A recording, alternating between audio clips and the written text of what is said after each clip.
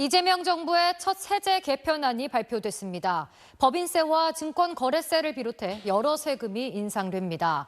정부는 윤석열 정부의 감세 정책을 원래 수준으로 되돌리는 거라고 설명했습니다만 사실상 증세를 통해 세수 확보에 나선 걸로 보입니다.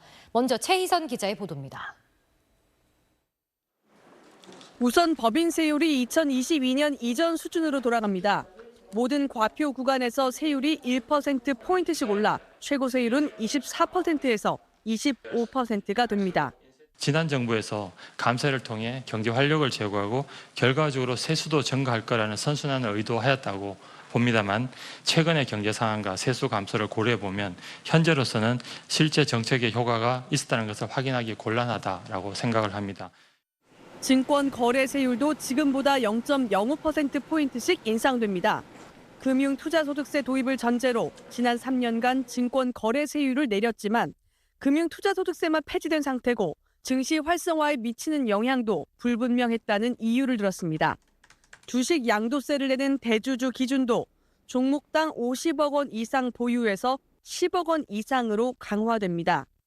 대표적인 감세안으로 꼽혔던 고배당 상장 법인에 대한 배당소득 분리 과세는 다소 후퇴한 내용으로 도입됩니다. 최고 세율이 기존 여당안 25%보다 높은 35%로 정해졌습니다. 여당 내에서도 제기된 부자 감세 논란을 감안해 절충한 것으로 풀이됩니다. 금융보험업자에 부과하는 교육세율은 수익금액 1조 원 넘는 구간에서 종전 0.5%에서 1%로 2배가 됩니다. 이에 따라 금융회사들은 한 해 1조 3천억 원의 세금을 더 내야 할 것으로 분석됐습니다. 정부는 이런 세제 개편을 통해 앞으로 5년간 추은액 기준 8조 1천억 원, 누적으로 35조 6천억 원의 세금이 더 거칠 것으로 내다봤습니다. 이번 세제 개편은 조세 부담률이 낮은 상황에서 경기 둔화와 감세 정책의 영향으로 2년 연속 국세 수입이 대폭 감소하며 세입 기반이 약화했다는 판단에 따른 것입니다. 정부와 여당은 윤석열 정부의 감세 정책을 정상화하는 거라고 설명하고 있지만 미래 기술 분야 투자를 위해서라도 사실상 증세로 방향을 튼 걸로 풀이됩니다. SBS 최희선입니다. 정부가 처음으로 내놓은 세제 개편안에 민생 안정을 위한 실질적인 지원이 담긴 것도 주목할 부분입니다. 자녀가 많을수록 신용카드 소득공제를 더 받을 수 있고 초등학교 2학년까지 예체능 학원비에 교육비 세액공제가 적용됩니다. 또 어떤 것들이 달라지는지 이태권 기자가 설명하겠습니다. 이온유 씨는 얼마 전 남자 쌍둥이를 낳아 3남매의 엄마가 됐습니다. 아이들 뒷바라지하느라 몸도 바빠졌지만 당장 또 앞으로 크게 늘어날 지출이 제일 걱정입니다. 기저귀나 분유값이 가장 많이 들어가고 그리고 큰아이도 이제 주변 친구들이 태권도나 그림 학원, 미술 학원 이제 그렇게 다양하게 학원들을 이제 다니기 시작하는데 이런 걱정을 조금이라도 덜어주기 위해 자녀가 많을수록 신용카드 소득공제 한도를 늘려주기로 했습니다. 지금은 자녀 수와 무관하게 총급여 7천만 원 초과는 250만 원, 그 이하는 300만 원까지 공제되는데 내년부터는 이렇게 자녀당 25만 원과 50만 원씩 늘어서 최대 100만 원 더 공제받을 수 있습니다. 총급여 6천만 원의 자녀가 2명이라면 100만 원 더 소득공제를 받아서 지금보다 세금이 약 15만 원 줄어듭니다. 회사에서 받는 보육수당도 지금은 월 20만 원까지 비과세해 주는데 내년부터 자녀 1명당 20만 원까지 세금이 면제됩니다. 특히 맞벌이 부부들 어쩔 수 없이 어린 자녀들 학원에 보내는데 이 부담 만만치 않죠. 앞으로는 9세 미만, 초등학교 2학년까지는 예체능 학원비에 대해 300만 원 한도에서 15%의 교육비 세액공제를 받을 수 있습니다. 대학생 자녀가 아르바이트를 해서 1년에 100만 원을 넘게 벌면 지금은 부모가 등록금 세액공제를 못 받는데요.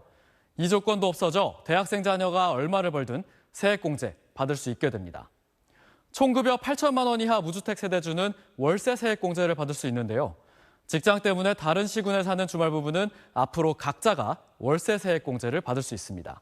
SBS 이태권입니다. 또 이번 세제 개편안은 특히 주식과 관련한 세금에 변화가 많습니다.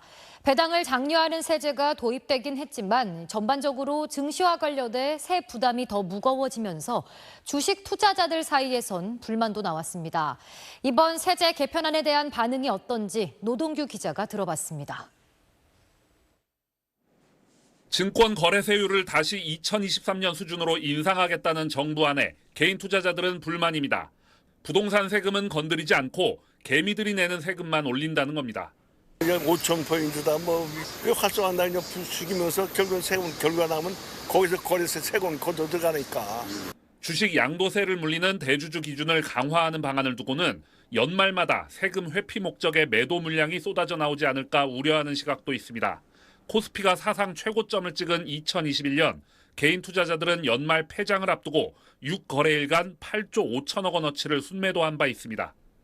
오히려 이제 전반적인 부동산에서 주식시장으로의 어떤 유동성의 물꼬를 트이는 기조상에서 본다면 조금 실망스러운 그런 조치로도 볼 수가 있는 거죠. 고배당 상장 기업의 배당 소득을 지금보다 낮은 세율로 과세하는 방안을 도입한다지만 증시에 혼재된 신호를 준다는 지적도 있습니다.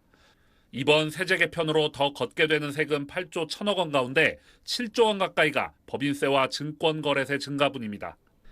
또 더 걷는 세금 중에 가장 많은 4조 1천억 원이 대기업 몫입니다. 조 단위의 순이익을 올리며 손쉬운 이자 장사를 한다고 비판받는 대형 금융사와 보험사를 겨냥한 맞춤형 증세안까지 내놨는데 결국 많이 버는 쪽에서 세금을 더 걷겠다는 뜻으로 볼 수 있습니다. 재정이 조금 불안정하다 보니 세수 확보를 통해서 재정을 확보를 하려고 하는 측면이 좀 있는 것 같고요. 하는 세율 인상을 통해서 나중에 세수를 좀 확보를 하려고 하는 것 같습니다. 반도체와 2차 전지 등 첨단 산업의 국내 생산에 대해 세액 공제를 확대하는 한국판 인플레이션 감축법이 대통령 공약이었음에도 중장기 과제로 넘겨진 건 아쉽다는 반응도 나왔습니다. 중산층과 지방 주민이 영향받는 상호금융조합원 비과세 특례 축소 등도 국회 논의 과정에서 논란이 될 걸로 보입니다. SBS 노동규입니다.